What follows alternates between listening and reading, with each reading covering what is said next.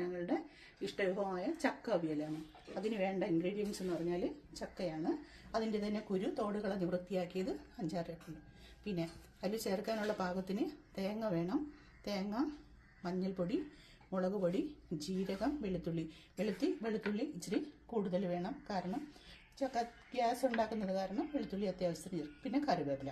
ഇത്രയും സാധനങ്ങളാണ് ഇതിന് അത്യാവശ്യമായിട്ട് ചേർക്കേണ്ടത്. ഇനി ആദ്യമായിട്ട് ചക്ക അവിയലിന് വേണ്ടി അതിൻ്റെ കൂട്ട് തയ്യാറാക്കുകയാണ്. ആദ്യമായിട്ട് തേങ്ങ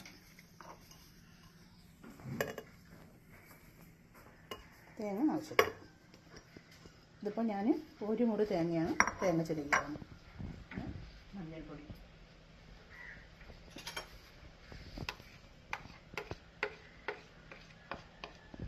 ആവശ്യത്തിന് മുളക് പൊടി, ജീരകം, ചെറിയ ജീരകമാണ്,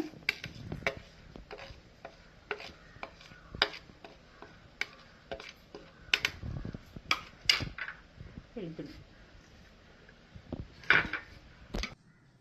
ഒരല്പം വെള്ളം ചേർത്ത് ഇത് നന്നായിട്ട് അരച്ചെടുക്കും.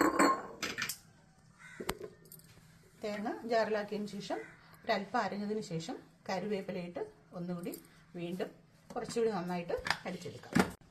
അപ്പോൾ നമ്മൾ അവിയലിൻ്റെ കൂട്ട് റെഡിയാക്കി കഴിഞ്ഞു. ഈ പാകത്തിനാണ് അരച്ചെടുക്കേണ്ടത്. ഇനി അതിലേക്ക് ആവശ്യത്തിന് ഉപ്പ് ചേർക്കാം. ഉപ്പ് കൂടി നന്നായി മിക്സ് ചെയ്തതിന് ശേഷം അരിഞ്ഞു വച്ചിരിക്കുന്ന ഈ ചക്കയുടെ കുരു അരിഞ്ഞു വച്ചിരിക്കുന്ന ചട്ടിയിലേക്ക്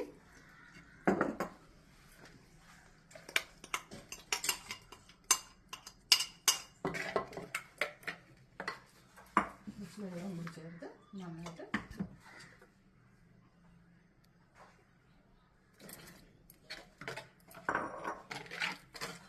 ഇതാണ് ഇങ്ങനെ അരച്ചെടുത്ത ശേഷമാണ് നമ്മളിതിലേക്ക് ഇനി ചക്കയാണ് ചേർക്കേണ്ടത്. അരപ്പ് ചേർത്തതിന് ശേഷം നമുക്ക് ഉപ്പ് ഒന്ന് രുചിച്ച് നോക്കാവുന്നതാണ്. ഉപ്പ് ആവശ്യത്തിന് പോരാന്നുണ്ടെങ്കിൽ അല്പം കൂടി ചേർത്ത് നോക്കിയതിന് ശേഷം ചക്ക കഴുകി വെച്ചിരിക്കുന്ന ചക്ക ഈ നീളത്തിന് ചക്ക വറക്കുന്ന ചിപ്സിന് വറക്കുന്ന പാകത്തിനുള്ള തരത്തിലാണ് ചക്ക അരിയേണ്ടത്. അരിഞ്ഞ് വെച്ചിരിക്കുന്ന ചക്ക വെള്ളം കളഞ്ഞ് അരി ഇതിനകത്ത് മിക്സ് ചെയ്യാം.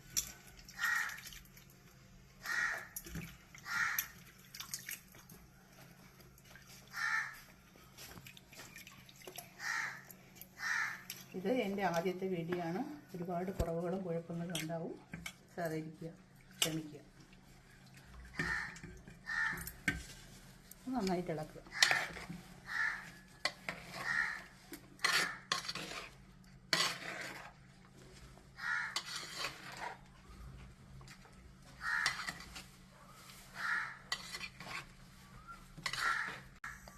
അപ്പോൾ മിക്സ് ചെയ്ത ചക്ക നമ്മൾ അടുപ്പിലാക്കിയിട്ടുണ്ട്.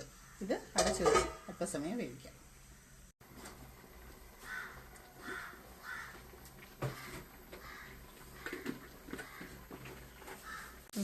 അപ്പോൾ നമ്മുടെ ചക്ക അവിയൽ ഇവിടെ റെഡി ആയിട്ടുണ്ട്.